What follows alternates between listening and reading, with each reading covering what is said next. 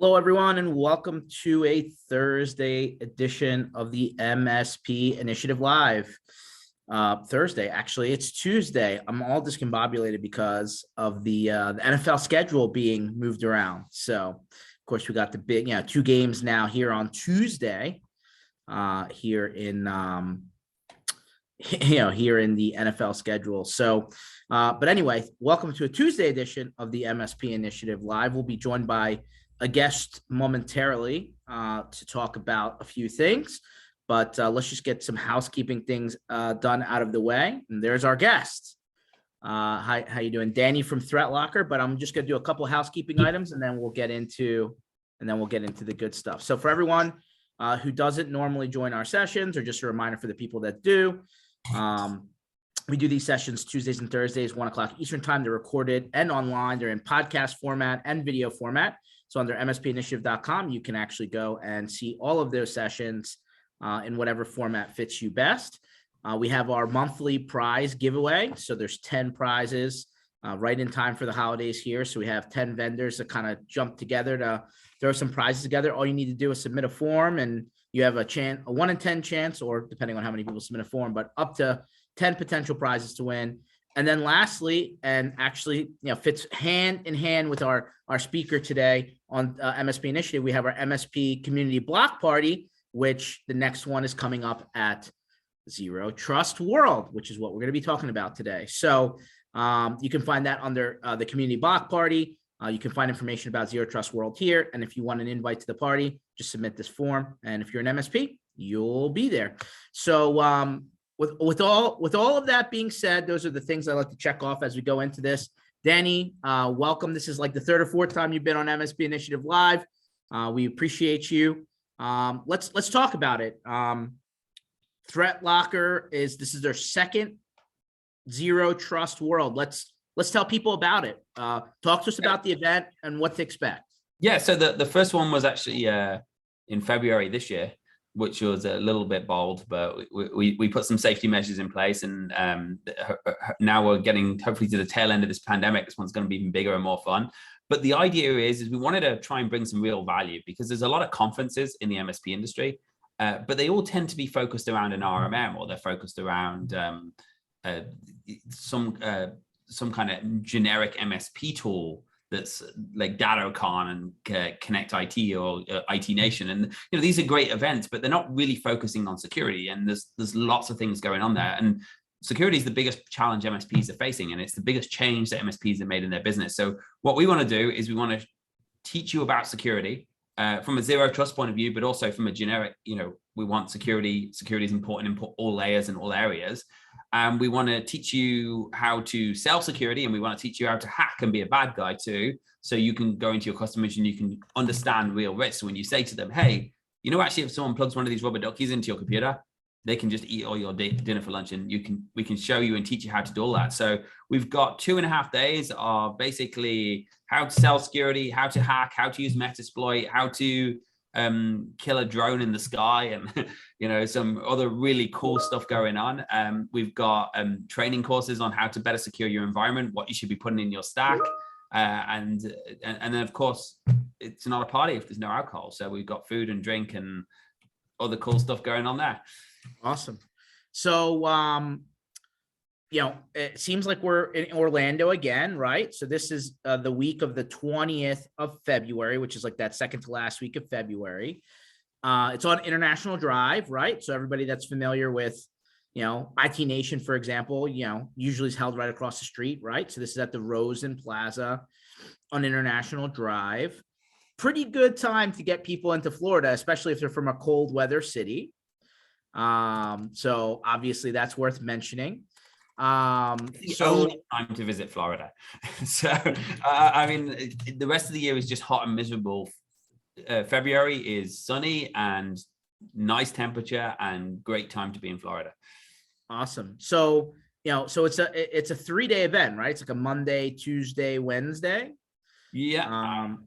Monday, Tuesday, Wednesday, and we're actually starting it off with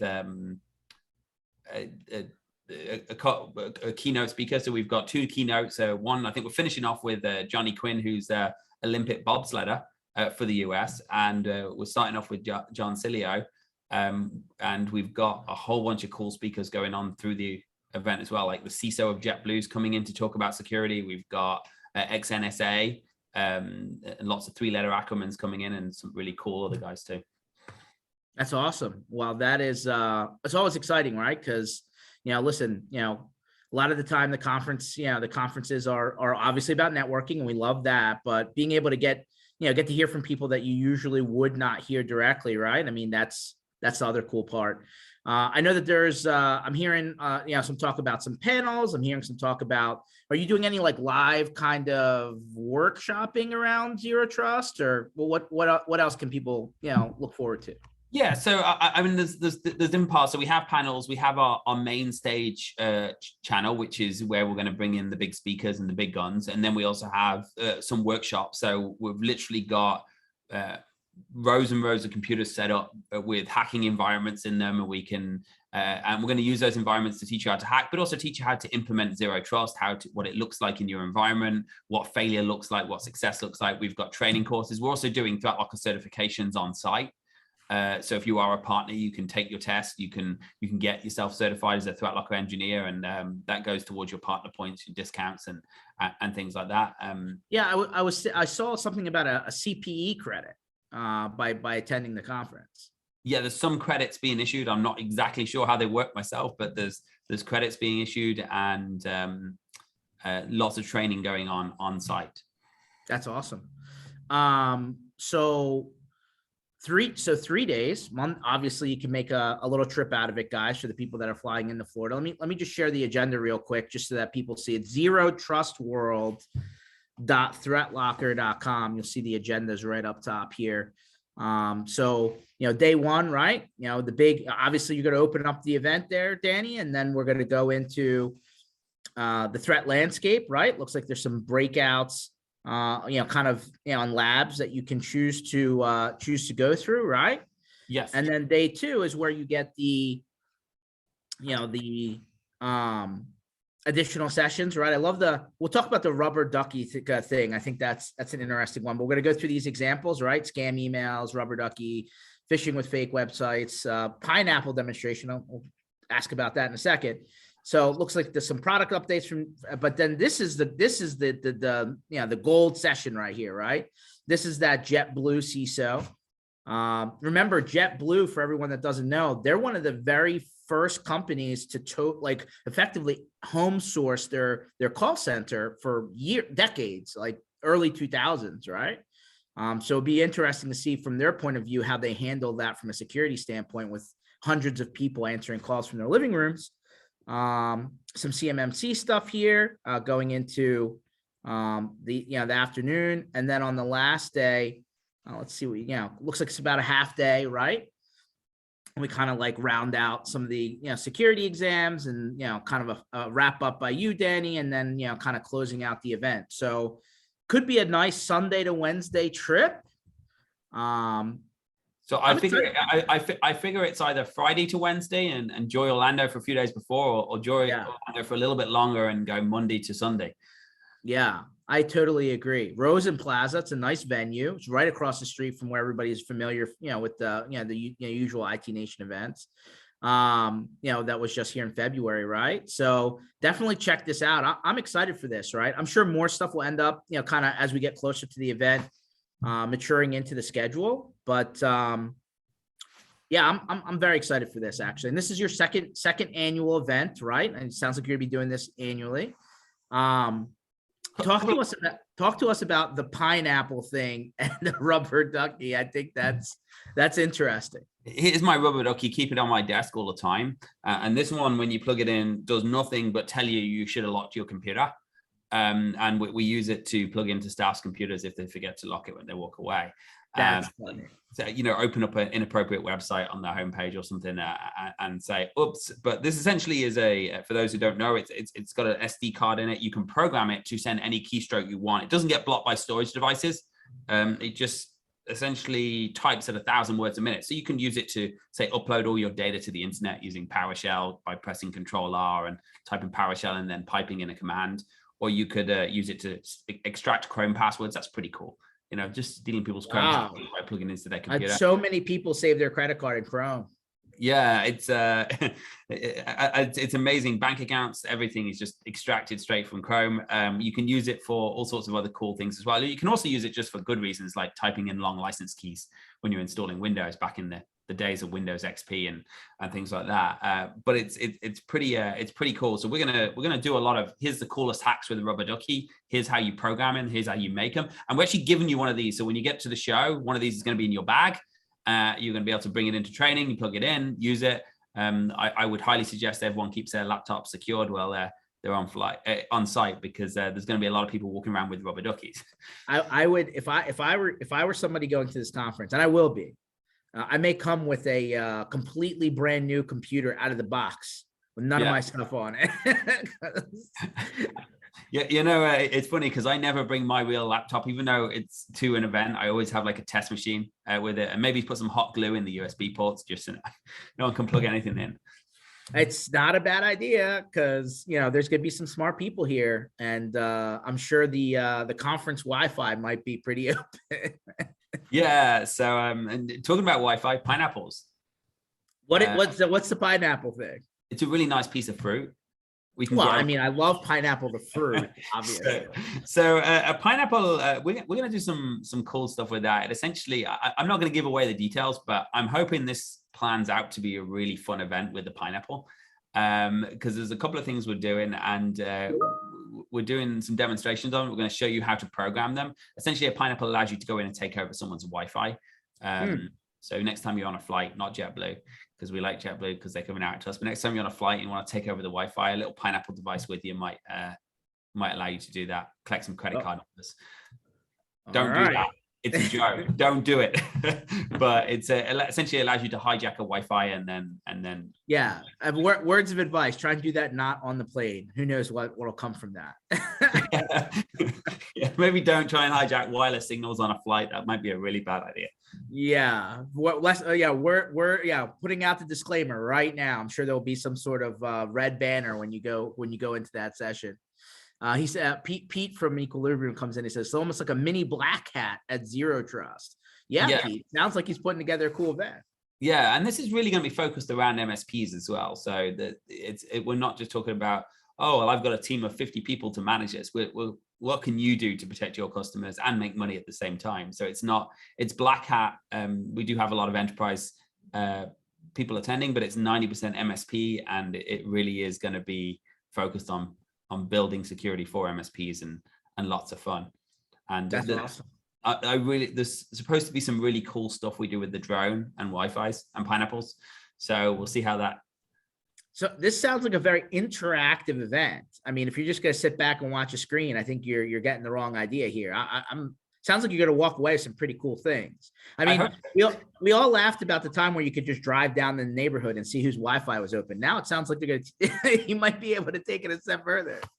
Yeah, that's you're gonna come away with a lot of cool stuff, and hopefully we're not going to do a dado and get booted from the hotel for setting fire to a computer. Yeah, so they're not fond of this for sure. Yeah. We did warn the Wi-Fi providers, be careful and make sure you're on site to fix them. Especially if everyone's hitting the Wi-Fi at once. We all know how slow that can get. But if they're all using a pineapple, not the fruit, could need to make sure we need to reset the whole system. So yeah, guys, don't pick up any unattended USB devices at this event. Clearly, you might want to bring a brand new computer out of the box in case, just forget, making sure your data is, super protected. Bring 2 laptops and make sure TSA doesn't stop you. And come with an open mind and take some notes, because I think the problem, Danny, and I'm sure you see it a lot more from where you sit, is MSPs always hear about all these security things, but they never see how they're actually handled, practically speaking, right? Like, how do these people use the keyboard loggers and basically the easy things, right? Like you said, hey, you can just go into Chrome and export all this data. I mean, in theory, it sounds cool, but I don't think MSPs realize how this is implemented really from the bad guy standpoint. And I think what's important, understanding I mean, you can't understand everything that every bad guy can think about, but if you understand how easy it is to manipulate systems and use them against you, it allows you to better secure and think about security. But in addition to that, it allows you to sell and explain security, because if you can show somebody how easy it is to read data and how easy it is a piece of malware or a rubber ducky could get into their network, and then they start to say, oh, what if someone came into my dental office or my car dealership and just plugged in something and suddenly my business is gone? And it allows you to sell more. It allows you to better explain to customers, because one is you walk away with more credibility. Even if you did just use a cheap gimmick and you pre-canned rubber ducky script or something like that, but they go, oh, this guy is, a genius. It's like, for them, you must be a superstar. And because a lot of customers are like grandparents, aren't they? Like, oh, my kid knows a lot about computers. They like get the TV working all the time. So if you can come in and you can do more than that, and you can show, hey, look how easy it is to just see your data. Look how easy it is to extract your data. We need to put better controls in place, better security in place to stop this. It makes you a more credible person, and it makes people spend more money. Well, 100%. And I'm actually just thinking about this, Danny. I mean, any waiting room I've ever been to, urgent care, car dealership's a good one. Like, there's a lot of places, right? Like, think about, you go into the airport, for example, and you're checking in on the kiosk. That's a computer, right? Yeah. You're going into a store to do a pickup, and they have the screen where you check in, in order to pick up whether it's food or the hardware store, whatever. Like, these are all computers, right? I mean, these all have exposed USB ports in a lot of cases, right? So like, you start to think wide, and you're like, wow, it's not hard to get to that, to get to that port and plug it in. Yeah. Well, and think about it. If you, we were at a big security conference from an MSP vendor, won't say who, won't say what, but all of the machines had PowerShell, shell access to the internet, local admins, all their display machines. And it's like, we didn't do anything bad because that would be inappropriate, but it shows you, we could just done a takeover of the entire conference with a Threatlocker logo on the screen or something. So, and we would have got into it. And that was a security conference. And it was interesting because it's so easy. And I've seen so many hospitals get a foothold put in there because someone used a rubber ducky or even an OMG cable. I'm going to show you more about OMG cables, which are like super cool rubber duckies, but even better. So think twice before you buy that cheap iPhone charging cable from the 7-Eleven, guys. Yeah, I can't believe people still give away iPhone chargers at booths and security conferences. Hopefully none of the vendors do it at Zero Trust World, and if they do, I wonder how many people will actually take them. I mean, we should especially when a lot of that stuff's manufactured overseas, right? I mean, you have no idea where this stuff's coming from. Well, yeah, I mean, $2 USB drive that just cost you $500,000 in ransomware. Yeah, bad news. Very, very intriguing. Don't do bad things, guys, but it's if you can use these tactics to show people that they're open, right? I think that's the takeaway, right? We don't want people to take bad habits away from here, but learn about how easy it is. Pete actually pipes back in and says that he's like, turn off your cell phone. Probably lots of concern there. Yeah. What do you think about that, Danny? Yeah. So I watched some of the conferences. They if your phone rings, they like put it in charity mode, and if it calls, you have to put money to a charity. I know Robin's a big fan of that, and it's a great idea to get phones off. I don't think we need to do that at Zero Trust World, because I think everyone should be nervous enough to keep anything that's got a wireless antenna switched off. Yeah, for sure. It's gonna be, you might have the most attentive audience ever. Yeah. Like that was the other one. Darren pipes up. He's like, well, at least turn your Bluetooth and Bluetooth and Wi-Fi off if you're going to keep your 4G on. I don't know, Darren. I mean, 4G and 5G, it's, if you have, think about if you went to AT&T and Verizon and you got the extender, right, for your house and you plugged it into your router. I mean, it's just broadcasting on the same signal now. Yeah. I mean, it's, well, the actually interesting. I was on a flight the other day in the middle of the air, 2-3 weeks ago, across the Atlantic, and my phone starts ringing. Like, no, on the Wi-Fi. and because I had Wi-Fi calling enabled, my phone starts ringing in the middle of the air using Wi-Fi calling, not FaceTime audio, like proper. I was like, how's my phone ringing? So it's like, quick, shut it off. I feel like I'm in the 90s again. You're almost embarrassed to answer your phone because everyone's looking at you like you're talking on a phone in public. Do you remember the planes where like they used to have the phone in the back of the headrests? And then like you've seen in the older movies like Die Hard where you swipe your credit card and then but like now it's like taboo, right? You're not supposed to have these conversations on the plane. Yeah, no one wants some guy yelling, "Can you hear me?" Yeah, can you hear me now on the plane? Oof, that would not go over well. Keith Nelson pops in and says, "I'm old. Will my pacemaker be safe?" Oh, depends on the frequency. So I'm sure it'll. We're not intentionally going after pacemakers, but 2.4 gigahertz. I don't know, Keith. You might need to get an upgrade, man. Figure out what's going on. I think they have some defib machines there just in case. Want to make sure we're safe. So I don't want you to give away any secrets, but I'm sure you're planning, like obviously we have the block party we talked about, right? That'll be on night one. I'm sure that you're planning something fun and interesting for the conference party. Yeah, so we have the block party, which I mean, I was at the block party at IT Nation. It was great fun, and looking forward to it again. And then we have a second party to keep those livers in good shape, help with withdrawal symptoms the night after. And we actually have, for those who were here last year, we have a signature drink. So my wife, who's also the COO of Threatlocker, is Irish, and they make this drink called a baby Guinness. It has no Guinness in it. So it's a shot, and it's an interesting drink that will be served the day afterwards. But we have a cool party. We have a load of stuff coming in, games and fun things coming in the day after too. So it's really going to be 2 nights of back to back. I mean, you better be ready, guys. It's going to be fun.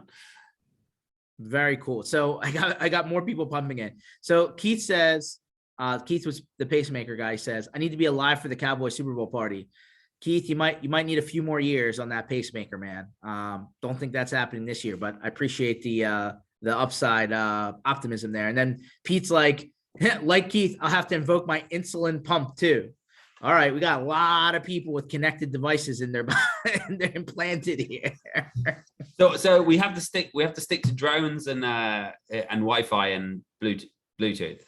Everything else is off limits. Yeah, they're gonna have to like stipulate that up front when they sign in, right? You will not intentionally hack the 4G. Enter at your own risk, right? Yeah, we'll be safe, guys. I mean, I'm sure it'll be interesting. No one's dying at the conference. Yeah, no, nobody wants that. And quite frankly, we want you to be around to be able to use some of the stuff that you're learning, right? Let's not. And just to be clear, if someone drops dead in the middle at the same time the pineapple's on, it wasn't me. Wasn't me either. I'm just an innocent bystander. I'm gonna make sure I have no electronics near me. I'm gonna watch everybody else type on their rubber duckies, which is pretty cool. So you said 1,000 keystrokes, once you plug it in. Yeah, 1,000 keystrokes a minute. It types fast, and it's somewhat terrifying. But it's not the keystrokes that's important, because you can actually hide the window so they don't even see it's typing. Wow. So what you do is you send a keystroke to drag the window down, and then it types like behind the taskbar, so they don't even know it's happening.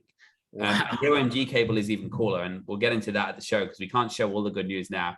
But it's the keystrokes that you send. It's like, how can you hack a computer with just a keyboard? And it's amazing how much you can steal from a computer. You can just steal all of the data, like clean off that machine, like, and it's like that. And you don't even need to run malware on it. It's just keystrokes. And that's the thing, right? Like typing, the computer recognizing keystrokes wouldn't be flagged as an antivirus type or like some of the scanners wouldn't see that as like an executable running, right? Oh no, it's not an executable running. And look, I've put it through every EDR you can imagine, and every and every XDR and antivirus, and look, your data's gone. If anyone feels really comfortable about their EDR, you can plug it in for the demo purposes. We'll see how it goes. This would be interesting, right? Everybody has their own security software on their computers, and then all of a sudden it just bypasses all of it. Yeah, all of it, but Threatlocker, of course. Well, I was just about to say, I hope not. Well, the solution that you sell.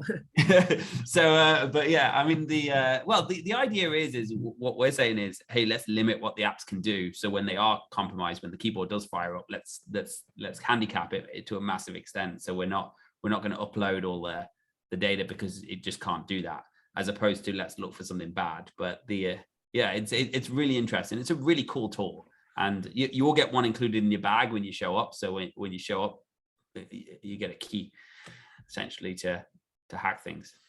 That's awesome. I'm excited. I mean, even just for the cool stuff you're able to take away with you, right? So the bag is going to be with, having some more than just pamphlets in there and one sheet flyers. You're going to actually walk away with some cool gear. And then maybe there's a trick here. How do you know whether the cheap iPhone cable is, malicious or just a power cable? Is there a way to tell? So here's the trick. If it's cheap, throw it in the trash. And look, I mean, you don't know is the answer. You can search for radio signals, you can search for Wi-Fi hotspots, but there's another reason you don't want cheap iPhone cables. They tend to catch fire. Oh, okay. Just you know what, guys, it's $30 for an Apple cable, or just go and buy your Apple cable from Apple, not from China. But what's really cool about the cheap iPhone cable we're going to show you, which isn't cheap, the OMG cable that actually costs like $130. We're going to show you that one. It looks exactly the same as the Apple cable. You cannot tell the difference. So even better, all you have to do is just swap out your kid's Apple cable or someone you don't like the Apple cable, and then you can start messing with them. Wow, that's interesting. Actually just saw the other day, I think it was SentinelOne comes to mind. They started offering their EDR software for iPhone and Android. Do you think that's something that's viable? I mean, nobody ever thinks that the mobile phone platforms are as open as, actual full-blown computers, but everybody has one. So, and the amount of data, you said it's so easy to steal data from a Chrome browser. Think about how much data people have on their cell phones, probably more than they're comfortable thinking about. Where's the future there?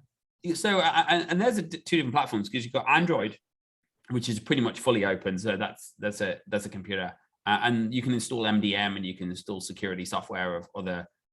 And it's a slightly different scenario in that you're choosing what can run, actually exactly what we do on the endpoints. And then you've got iPhone, which is a little bit more controlled, but obviously it can still run software. So when you go and download that app from the App Store, again, MDM is the best way to control that. It could potentially say, hey, do you want to allow me access your photos? Yes, I can see your photos. And when you open the app, can I access your camera? Yes. It's a little less of a, hey, we're going to encrypt our environment, because typically iPhones don't have access to all business data. So they tend to be, hey, this is in my pocket. I can read the email. But we hear, I mean, I've seen articles saying that, Apple has found, so many apps in the App Store, Google's found so many apps in the App Store that they find to be malicious, and now they're taking them out, right? But I mean, they were running for a while. Oh, of course. And then there's vulnerabilities in the phone themselves. I mean, my 11-year-old got a CVE credit from Apple for stealing my wife's password because he found a vulnerability in it. So, wow. So he's now 14 and he's still a little shit. But there's so many vulnerabilities in the devices. So even the controls they put in place, they're all subject to vulnerabilities, and it's quite. You can always find ways around them, and that's why it's important to patch. Interesting when you ask about S1 and antivirus and EDR on the phone. That the challenges with any iOS particularly is your security can only be at the level that it runs at. So you can put certain filters in place, but Apple are very much about, no, you can't get access to our kernel, you can't get access to this. So whereas when you install your EDR on your computer, it has full access and can see what it needs to. When you install it on your phone, it's a little bit of a kind of like a sticker with okay, are you sure we're going to use a plugin? It's going to give you some protection, but never the protection you want from the security software. It's interesting. I have to go back and find out which publication it was, but it was one of the major news outlets, and one of their writers wrote something saying, yeah, you need to stop listening to the IT department. You don't need all the security software. The operating system's smart enough these days that it can protect itself. And I'm like, really? I'm not sure you're giving out good advice. Like even Windows Defender, I know it's made, a long leaps and bounds over the years, but that can't be the only way that you're going to protect yourself. And he did move into the cell phone conversation saying, hey, these operating systems, you don't need antivirus for your cell phone. And I'm like, okay, I see what you're saying, but like the built-in manufacturer's operating system protection alone, I just don't, I feel a little bit naked kind of taking that approach. Well, and I think, well, I mean, let's face it, it hasn't worked so far. I mean, we're in 2021, nearly in 2022, and ransomware is worse than ever. Malware is worse than ever. Phones are being hacked. People can spy on their spouse. They can, and a lot of these threat detection say even good software. So, I put a tracking app on my phone. Well, maybe someone put that tracking app and you didn't know that, and then suddenly you're walking around and everyone knows exactly where you are. So you've got to have these checks and balances in everything. 100%. Keith, yeah, sorry about that, man. That was not the image I was trying to put out there. Me walking around naked. That was just figure of speech.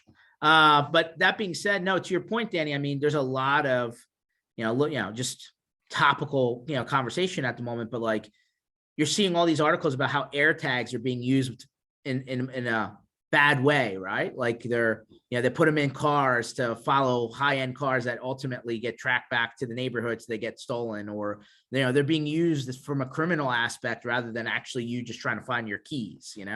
That's driving me insane. Every time I get in a car with my brother, my phone pops up and says, "Oh, someone's tracking you with an air tag." So who's tracking me? Because no, I'm traveling with someone that's not me. Yeah. That's really worrisome. Just goes to show you technology can be used in bad ways. Just like we talked about before, don't go to the Threatlocker Zero Trust conference, pick up something that's cool and use it in a bad way, because unfortunately you're not living out of the country and there's laws and stuff, right? So don't do anything bad. But it's a cool, wow factor, right? When you're going in and you're trying to show somebody that even though they think they're really secure, maybe not so secure, right? And it helps you better understand. And that's the goal here. When you walk away, we want you to better understand how operating systems work, how hackers think, how you can get around this. And then that allows you to grow your business and then also be smarter at creating security. Let me go into another realm, and I'm just going to hit it straight on the head. And maybe this is even more why you would decide to go to an event like this to learn or not.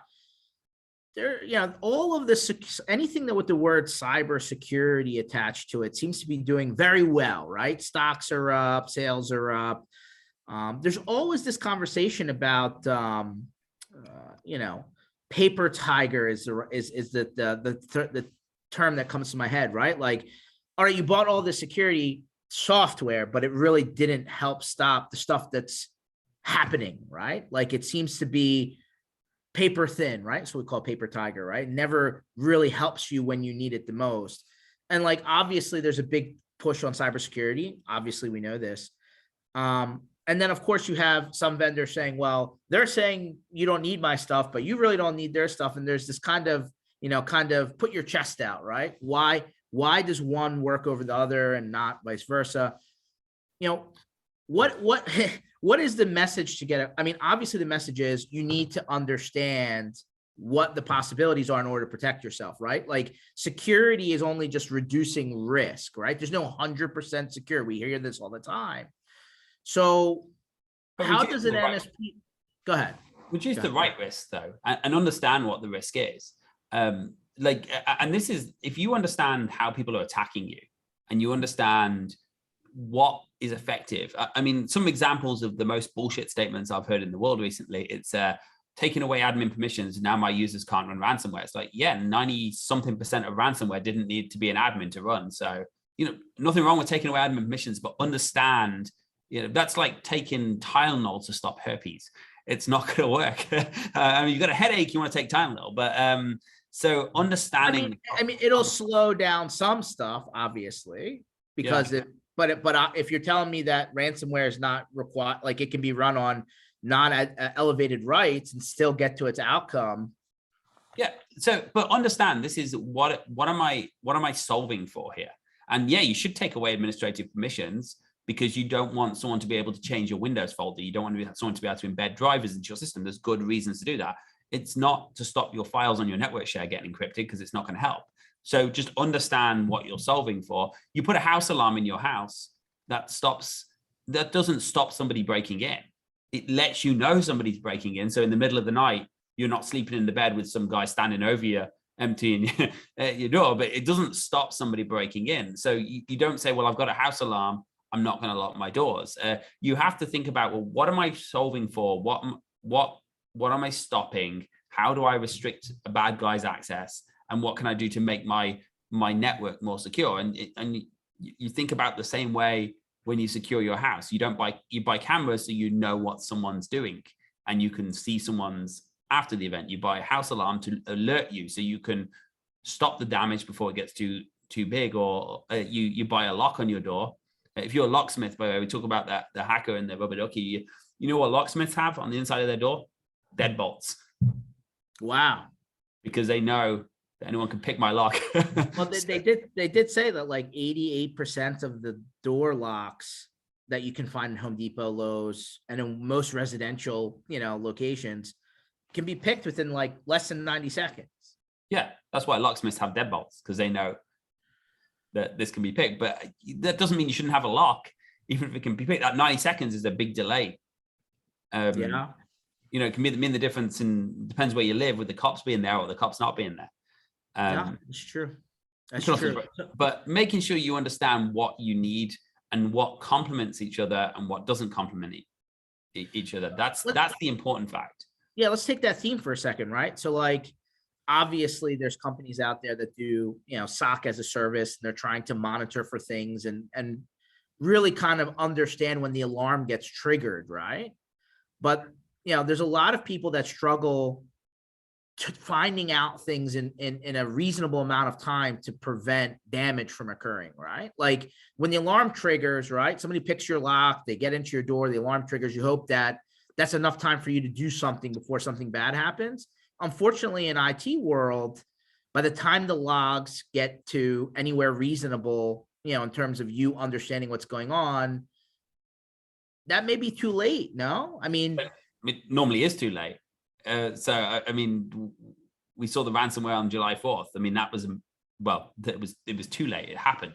But that's why you don't just have an alarm. You don't just have a SOC. I mean, there's nothing wrong with having SOC. We have our internal SOC. Every time someone enters a password wrong, every time a duo request gets denied, or something unusual happens, or someone tries to run an IP scanner, it triggers alarms. Someone looks at the SOC, someone goes and yells at someone, say, what's going on? This shouldn't have happened. It triggers that alert to the situation. But in the meantime, you've got to have those roadblocks in place. You've got to block software that isn't needed. You've got to make sure your firewall doesn't allow access where it's not required, where outbound traffic, and all of these are big stopping points to stop someone getting to the next point, or at least make it harder for them to get to the next point. Someone breaks into your house and your alarm goes off. That's not going to stop them breaking in. It might scare them off because now they know the cops are on the way. But if you have another door, if you have a porch lock and then they break the porch lock, now the alarm's going off. Now they've got to break through another door. Suddenly that alarm going off is a much bigger problem, because they can't go and steal all your stuff. Likewise, if you have, I watched a customer 3 days, the SOC service was stopped. They had an EDR, it was stopped. The attacker got onto the server using RDP. There was an API key exploited on an RMM. They managed to get the API key. They managed to create an admin account, domain admin, logged in. 3 days they were running on a server trying to run ransomware. And they'd stopped the alerting system, which was a problem that it could be stopped. They'd stopped the EDR. So they didn't get notifications. But you can see the attacker trying to run Mimikatz. You see them trying to run a advanced IP scanner. You see them trying to run ransomware, and it's failing and failing and failing because they've got good controls in place. And now, of course, they wanted to know that this guy was on the server, which is why the SOC or the EDR are important parts of it. Well, it's interesting, right? I mean, you would hope that, I mean, in that situation, you don't even think about it. Oh, I have all this stuff in place. All right, now I have a safety net, right? Just in case, look for the logs to be reviewed and the SOC to get triggered. But if they disable the connectivity so that that information never makes it to the person reviewing those logs, that's the problem quite often, and that's the way you want the tangibles, because if you look at a lot of malware, it'll put a dummy exe that does no harm, and then it will sideload a DLL into it. So of course, if you can't run the dummy exe in the first place, you're putting pretty hard roadblocks in people's way.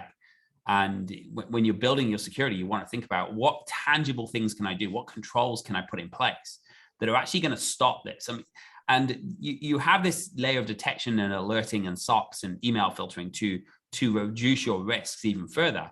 But ultimately, you want to start off with, what are my tangibles? Like, if I want to stop a phishing email being effective, if I want to stop all the money being drained out of my bank account, or someone getting into on my Office 365 from phishing, I can say, okay, well, I'm going to tell my employees they have to sit through the training, and they can go and they can sit in front of KnowBe4 and they can say this, you should check the link, and you do this. But some of these guys are still going to click on that stuff. But we do that anyway. You can say, oh, I want an email filter that looks for phishing links, that looks for phishing trends. But again, that stuff eventually gets through. But what you really want to be thinking, as you want to be doing this first, I feel, is what can I tangibly do? What is inside my control? Well, it's inside my control to check that box in Office 365 that says enable dual factor authentication. So I can check that box, and it can say dual factor authentication is now enabled. So if the user does this and if this, I now have that hard roadblock, which I didn't have before. So that's like, if people think about security more like that, and go and add the training. I mean, all of our users do training. No one gets their bonus unless they've completed their training. No one. It's important. Do I think it's going to save my ass? Would I rely on it? Absolutely not.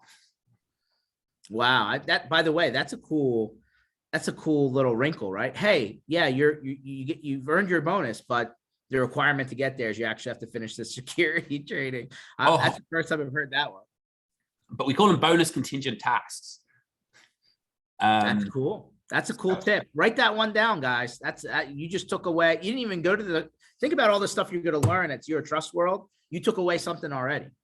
Actually, that's one of the sessions we've got, is how to build. I mean, anyone who uses Threatlocker knows that we answer support in 20 seconds, 24 hours a day.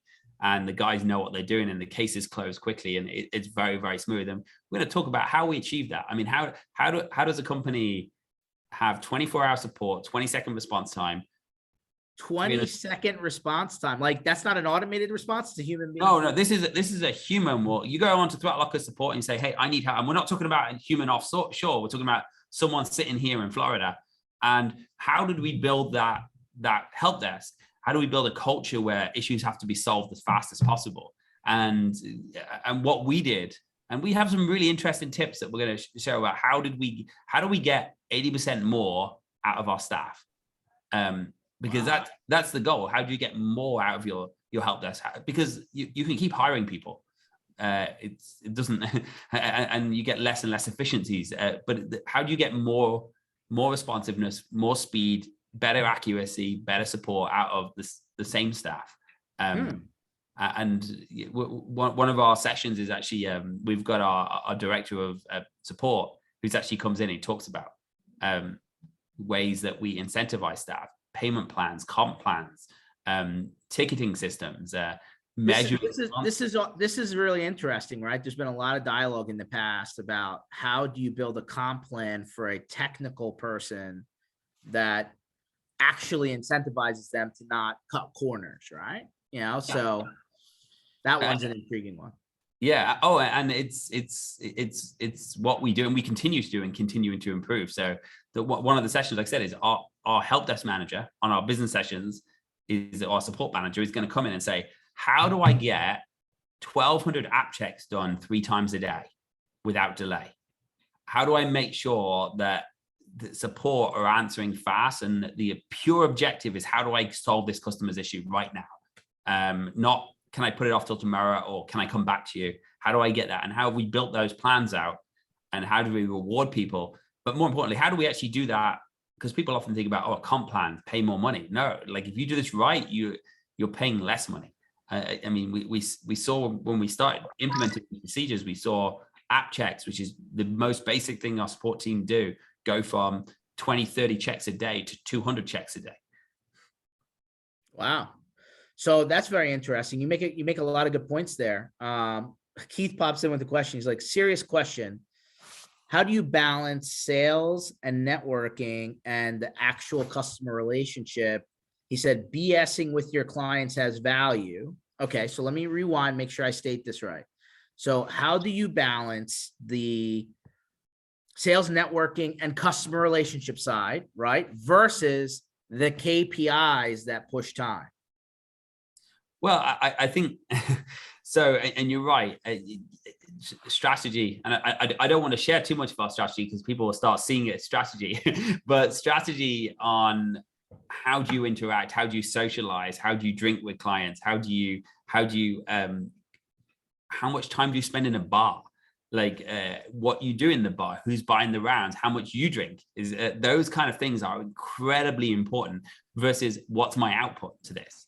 And making sure, I mean, we have outputs. We meet customers. We have to have demos booked. We have to show you our product. You have to go on. I mean, but there's a way of achieving that without necessarily saying, of course, you have to ask in the end, can I book you a demo? Can I get you on a trial? Can I do an audit of your network if you're an MSP? But you have to ask that question. But having understanding human behavior and understanding how trust, because I mean, at the end of the day, we're selling trust, you're selling trust. I mean, the product, the sale is done by you trusting us. It's that you stay with us because we deliver a great product and we deliver great support, but you've got that sale is made on, do I trust you as a person? And being in front of them and building that credibility it's a balance, but I feel like BSing with clients is part of that sales process. Yeah. But at the end of the day, the zero, I mean, I hate to, I'm not taking a spoof, right? Zero trust world you should go to. Zero touch sales, however, where you're taking the human element out of it and then there is no relationship, that happens, right? Amazon is a perfect example. However, when you're talking about business services, yeah, they'll leave as quickly as they come in that type of environment. Yeah, well, and Amazon and that's the other thing. Amazon have a unique proposition in that they have the best product in the world. I mean, there's no one else that I can click a button and get something to my door in hours. Otherwise, when Amazon pissed me off, I'd walk away from them. And I think keeping that product is important. But they also have great. I trust them. And the reason I trust them, and you say it's a non-touch, it's not a human trust, but I trust in that every time I haven't been happy, I've gone on and I've clicked, I've got a problem, my parcel didn't show up, and I know that I'm getting refunded for that. So I trust them. If my parcel doesn't show up, I'm getting refunded. If it's broken, they're going to give me a refund. They're going to take it back. So we have built a trust there, but it's a different type of trust. But I mean, we do it too. I mean, we don't always see our customers. Of course, we see a lot of them. We meet them. We go to parties. We tell them what we do. And as a company, I think it's important that our management team is right out in front of the rest of the world, which is why you see me at trade shows. So when you've got a problem, you can come and give me shit about it. And he's there. He does not hide, and he is on the show floor, and he was, I've seen Danny just about everywhere. So although he does say Rob Ray's quicker to get that bar tab started sometimes. Yeah, well, it's hard to beat Rob Ray. He's like a ninja with his credit card. I think sometimes he calls ahead and gives them the credit card so it's in their system. That's a good point. Oh, it's on the Rob Ray tab. You just showed up. What do you mean? Tab's been open from yesterday. Maybe that's the secret. We don't know. Yeah. But I bet you're going to try that now. I am. There you go. See if that? Look, if nothing else, just to be faster than Rob.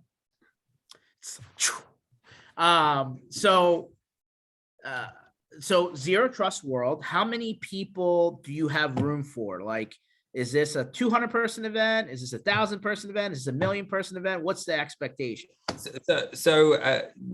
We're aiming for 500 person event, and we're hoping that COVID doesn't kick us in the ass, but we seem to be getting on the way to getting those registrations and making good process. So we cap out at 600. At 600, we're not letting you have any tickets. So if you don't have tickets, get them now. But yeah, so 500 is the sweet spot for us, but at 600 we're saying sorry. I don't care if you're the Pope, you're not getting it. So get in early now, because it sounds like you're going to take away some cool stuff to take home. Sounds like that iPhone, but really hacker cable that looks like an iPhone. I don't know if you're getting that one, but the USB rubber ducky, right? The thing that does 1,000 keystrokes, a minute. That's going to be in your bag.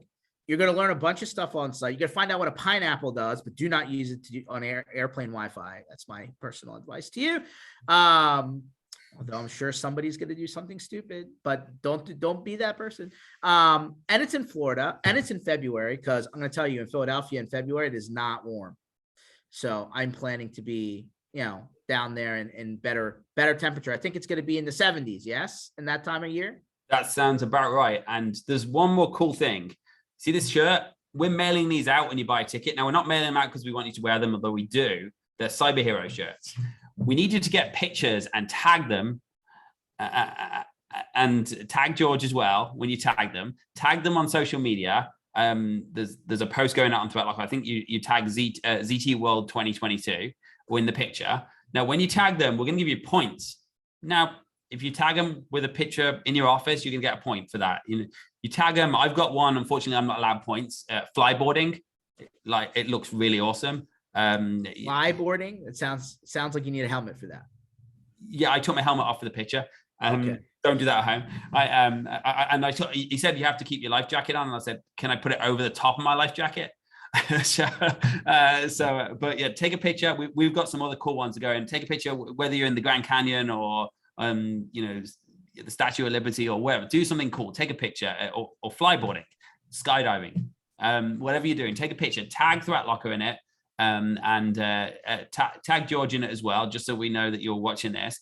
And when you get these points, we're giving away some cool prizes. One of the prizes we're giving away is like a $5,000 up close projector. It's a Samsung thing. You put it on, it gives you like a 102-inch TV or something, right? Wow. Even super cool. But we got a surprise, which we're not going to disclose what it is until Zero Trust World. So you get points by doing different things. There's a document that goes out when you buy the t-shirt that says what you get the points for, but one of them is tag this t-shirt. So get your Threatlocker t-shirt, get your Cyber Hero t-shirt, tag it. The coolest pictures get the most points. The more points you get, the more entry points you get. And when you're there, we're going to do a draw, and you're going to win. There's quite a few prizes. One of them is a secret surprise we haven't announced yet, but I know that Samsung, $5,000 projector, whatever it does. Let's just be clear. You need to attend the conference to win this game. Yeah. Yes. That's where you're taking the prize. Yeah. So you have to be present to win, right? So if you don't show up, let's say you register and somehow don't make it, you can't just hand it off to your colleague. You got to be there. Yeah. And if you don't meet the requirements, and I'll tell you a little secret about Kaseya's conference. We gave a Tesla away there.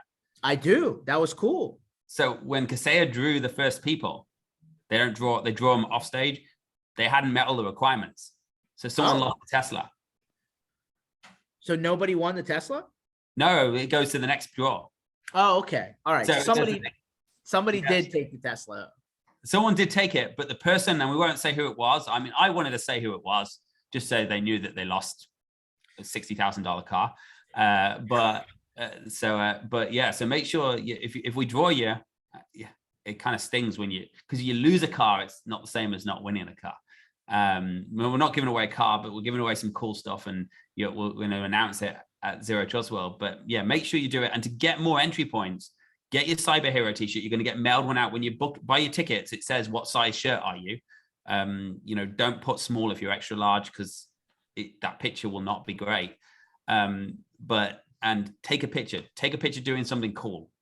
Whether it's just a picture. If you get a picture at home, you still get points. But if you get a picture at the Grand in New York, or on a river, or skydiving, or whatever it may be. I think Keith Nelson needs to book his skydiving trip, and we're going to get him in there, because But Keith, you got to make sure you hashtag the right one, man. Cowboys America's only team. That's not going to get you any points. You got to do the Threatlocker one. Yeah, hashtag the right one. So cyber heroes. Yeah, make sure you hashtag it. You get the shirt. It gives you all the instructions. You get points for various different things. So get those shirts on. Awesome. I know Darren, your buddy, Darren, Mr. RV guy, he's going to be there. Right, Darren? Yeah, he's in the background. He already posted earlier. He's like, Threatlocker supports the best we've seen. I said, that's awesome. He is a big Threatlocker fan, but I'm sure he'll be there. He told me he's going to make it to Orlando. If you haven't booked already, Darren, we're going to need to get you in there, buddy. He's going to send a picture with his shirt on top of his RV. There you go. That'll get you points. See, he's already giving you the clue, man. With something in the background that's really cool. Yeah. See, Darren has access to a lot of helicopters. I'm actually going to New York for a helicopter ride in January, so I got to figure out how to get something on that picture. Yeah, you're gonna be like, pass by the Statue of Liberty while I got my Threatlocker shirt. Yeah, like me in the background, like this is it. But I can't get points and I can't win. But yeah, I mean, it's your contest. I assume that the attendee, like, I couldn't win, right? I'm not technically an attendee. You have to be an attendee, right? You have to be an MSP attendee to win. You have to be an MSP attendee. Yeah. My wife's got a really cool one. She goes on scuba diving. Oh, that's cool. Opened up, Threatlocker logo. That's a pretty good. Slick. That's slick. But she can't win either. So we're getting the best pictures. So we got to get some competition for our pictures. Yeah, that's exciting. Well, so you only get access to the competition when you register and pick your T-shirt, and then you get how the rules work. Yes. Okay. So you don't even, everybody else, don't go and register for this event just, because you have to show up to win, right? So if you're going to play the game, you better be in Zero Trust World, the week of February 20th in Orlando, Rosen Plaza, International Drive.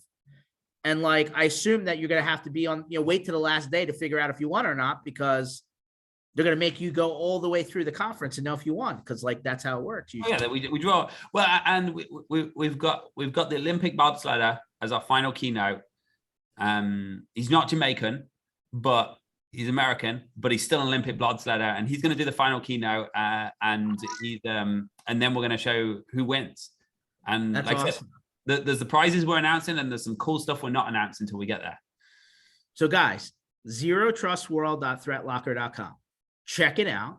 It's constantly being updated. I'm checking back every couple of days to see updates. February 21st to the 23rd. Plan your trip, right? Either come in early, stay late, but it's Florida. It's nice. It's February. Sounds like this game could be interesting. So that's just using what you do already, right? Just put the shirt on, right? And take your Instagram posts or Facebook or whatever. And hey, I still want to figure out how the pineapple works. I'm going to start, messing with my neighbors. How about I'm going to use the pineapple while I'm eating pineapple? Does that work? Yeah, that's how it works. Yeah, I got it. Cool. So you got the lowdown from the man himself. Go check it out. The conference sounds like you're going to learn how it actually goes down, guys, which I think we all have a hard time of articulating how the bad guys do what they do. Let's figure it out before it gets to a headline. Learn a little bit. Make sure to super glue your USB ports. No, just go buy another computer and bring a fresh one. Don't super glue your USB ports. We won't be plugging anything into the USB ports, but we can't speak for the rest of the audience. So this is true. You don't know who's going to be there. So we're really looking forward to it, George, and we're looking forward to your party as well afterwards. No, hey, we're already hard underway on that. We're very excited about that, and quite frankly, we want to get to that 600 person mark. So let's start getting registered, guys. We got to hit the 600 people at Zero Trust World. That's the magic number. So we're going to keep track of where that is. And it's not that far away. We're almost at, we're almost in January, believe it or not. I know that's hard to believe, but February will be right around the corner. Okay. All right, guys. Well, thanks for checking in. Danny, it's always interesting. Next time you're going to teach me about something else, but I'm going to bring some tricks. You're going to try that Rob Ray idea, Yeah, I'm going to bring it. That's it. Yeah, you got to call ahead and get just to see Rob's face when they say he goes to the card and says, "Oh no, this is on the Threatlocker tab." That's what we'll. I'm gonna write that one down. I sometimes have good ideas. All right, guys. Catch you on the flip side. Catch you. Thank you. All right.